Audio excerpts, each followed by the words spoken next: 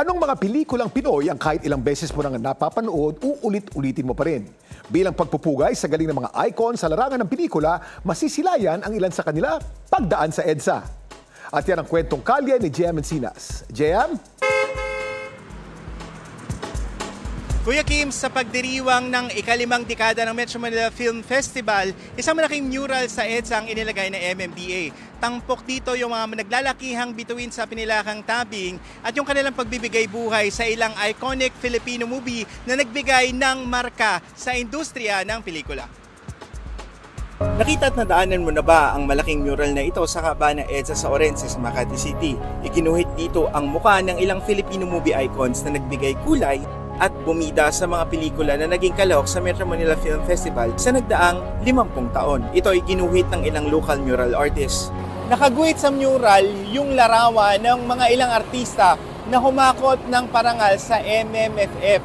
Gayun din yung mga bumida sa ilang top-grossing films na nag-iwan ng marka sa kasaysayan ng film festival. Ang giant mural na ito, bahagi ng ika-50th anniversary ng MMFF. Kabilang dito ang larawan ni Dolphy, Fernando Poe Jr., Eddie Garcia, Vilma Santos, Nora Honor at nina Dingdong Dantes at Marian Rivera. Simula pa lang daw ito ng mural design na kanilang ilalagay sa EDSA. Daragdagan pa raw nila ito ng makukulay na art display kung saan tampok ang ilang MMFF film poster na gagawin naman ng mga estudyante ng iAcademy. We were given over 600 meters of EDSA to help design. Marami kaming wall space to design, but I can assure you that we are very much curating and targeting the best picture winners, the award-winning film. It's really exciting po to also get to know yung history of Philippine film as we research po and then as we do the layouts. It's really a nice learning experience. Inilunsad din ng MMDA ang Sinisigla sa 50 kung saan mapapanood ang mga pelikula na nakasali sa MMFF sa nakalipas na 5 dekada. Sa halagang 50 pesos, mapapanood ito sa ilang piling sinehan sa buong bansa. Kabilang dito ang newly restored version ng 1998 MMFF Best Picture na Jose Rizal at ang 2024 MMFF Best Picture ng GMA Pictures na Firefly.